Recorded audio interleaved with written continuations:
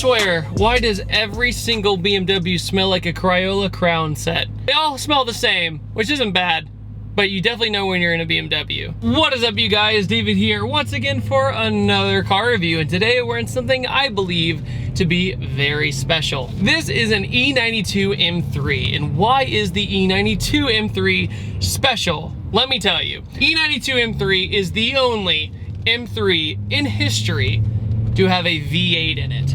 The V8 in this is extremely interesting because it revs extremely high and makes right above 400 horsepower. This generation of BMW's interior is always great, no matter what model you're in. BMW 335i, 135i, M3, they're all very similar, but the M3 has a few different touches, but overall, same car. So this one has the auto trans in it, which means it has the paddle shifters, and the paddle shifters actually shift very fast. It's very good and responsive. This is actually a 2013 E92, so it is the later generation, or the last generation of this M3. Compared to the other M3s, they didn't make this car that long, and I think a big part of it was pressure from around the world to go more economical. That's why everything BMW makes has turbos on it. The BMW slogan is, "We make the ultimate driving experience." And I think that BMW really nailed that slogan with this car in particular. It sounds really good. It's very comfortable. The seats are very soft, but they also bolster you very well. I've also driven the same generation of M5 with the V10 in it, and the seats very much remind me of those. The coupe of the E92 is such a great looking car, especially in Alpine white. You have the good classic kidney grills on the front, the headlights look super aggressive, and the side profile, most of all, is just fantastic. Believe it or not, the wheels on this car are Plastidip. He did this gold flake with Plastidip, and it actually was done very well. I had absolutely no idea. I will have to say the upgraded package on this car came with fantastic looking factory wheels. Probably the best looking factory wheels I've ever seen. If you don't know what they look like, here you go. They look like they're aftermarket with BMW center caps, and I think that's saying something really good. I absolutely love what he did with the back of this car, how he has the ducktail spoiler in the back that's carbon fiber. It's unbelievable to me how that small of a spoiler or a wing or whatever you want to call it really transforms a car. I mean, if you remember, I did an Audi S4 back about 2 years ago and had the same kind of trim and love to it, and it absolutely made the car look fantastic. It also has a carbon fiber diffuser on the back with awesome neochrome tip exhaust, and I think the number one thing is with that contrast of the black, the multicolors, and the white, it's just a great looking balanced car. I think the E92 really sold that it was a sports car, but it was very civilized, but it wasn't scared to be aggressive. It brings ultimate confidence. It also has basically magnetic suspension, so to change the suspension in this to coilovers or something, in my opinion, would not be smart. I have several different settings here. I can hit this button, I can get a very calm, comfortable ride. I can hit it once, semi-aggressive, I hit it again, boom, now it's very aggressive and very stiff, and you can feel the difference in the steering and everywhere else. Another thing too is you have M Sport mode, which really transforms the car when you hit this button on this steering wheel. The steering wheel feels like every other steering wheel from this generation BMW. They didn't change a lot when it comes to the actual dash. The steering wheel has a few buttons on it, it has Bluetooth, has your phone, and it has a nav screen right here. One thing I will say about a BMW, if you've never driven one, is it's kind of confusing on what to do when you first get in it. You're like, do I go up to put it in drive or down to put it in drive? Because it's just kind of the switch right here. So you just press over and boom, you're in drive.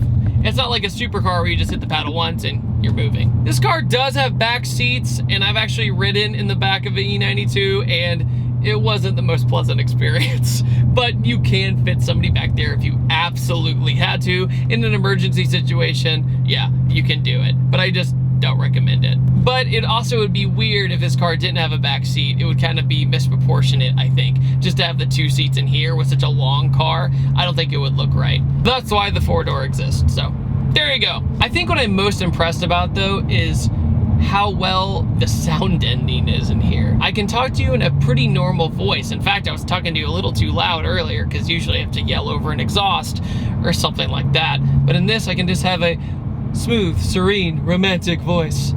I'm sorry if I made you feel awkward. However, it's very calm and soothing, and it doesn't exhaust you. The Germans just have that down, man.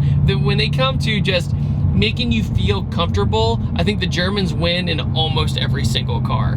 The Audis do it great. Volkswagens even do it great now. Even the Mark 7 GTI does that well now. It also has a 7-speed gearbox, which for the time had to have been really unorthodox. I mean, you hear about 7 speeds and even 10 speeds nowadays, but back then hearing a 7-speed transmission would have been very weird, but it makes sense. It's an overdrive gear and it saves you a lot of gas. Oh, that's a good sound.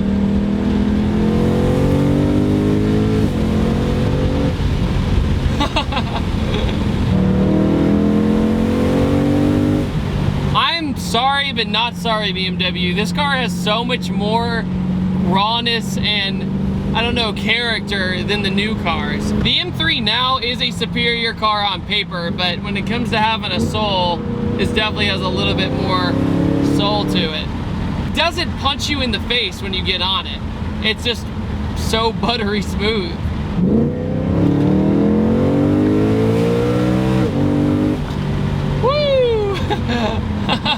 This thing feels way more of like a corner carving weapon than any kind of drag car, that's for sure. This thing would be totally out of place at a drag strip, I feel like.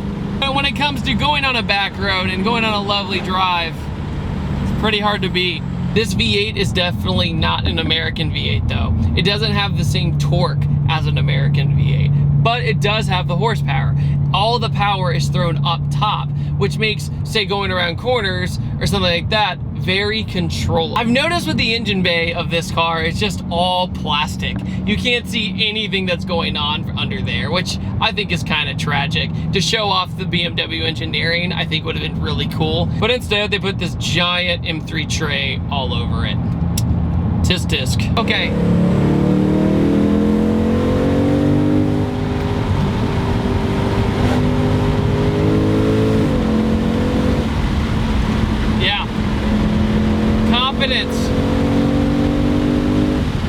When I think of all the German car brands, I think AMG as the silly one, but also very classy at the same time. But if you want to be rowdy, you get the AMG. If you want to get a Volkswagen, you can have that perfect balance of kind of everything, like the Golf R, something like that. Then you have Porsche, which is self-explanatory, it's just amazing.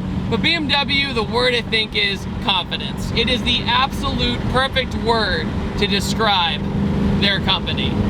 When I went around that corner back there, had almost zero body roll, and I was almost all the way in the power the entire time. To show, even on a downhill, if you just barely put in throttle, I'm not moving the wheel at all. I have it barely turned in, and the whole car rotates.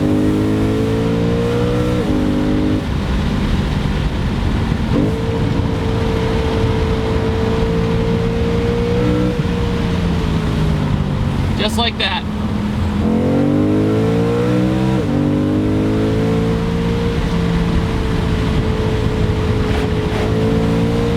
I always make the joke that the GT350 probably learned a lot from this car because it revs to 8,000 RPM. And both of those engines have their torque down low, so it makes sense. One thing in BMWs I never get right is their blinker system. So you'll tap the blinker and it'll stay on unless you just tap it again. I would always like switch it or expect it to turn off, but sometimes it doesn't, so you have to be aware of that. The downshifts are just lovely, but car's very quiet. I just have the window down to hear the thing. Oh wow. Has a little like DSG fart, but in a V8 form. I've never heard that before. It like blips in between shifts. It's really cool. I will have to say though, this car is mind-blowingly easy to drive. Anybody could drive the E92 M3. It's not intimidating, it's very smooth, and overall it's just such a great package, and I see why a lot of people had trouble justifying these when they first came out because they were pretty expensive. But now I see why they were expensive.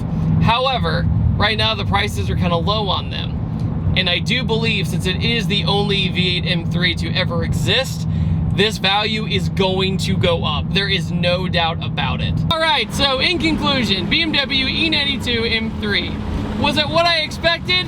Yes. Is that a bad thing? Absolutely not. I would actually have been disappointed if it wasn't what I expected. No slouch, it accelerates very fast, but not enough to be wild and crazy to make you lose control. On that note, guys, I want to thank each and every one of you for watching this video. I had a great time. Don't forget to subscribe, and I will see you guys next time. Let me know in the comment section below what cars you would like to see me do, and I'll do my best to try and get them. Have a fantastic day.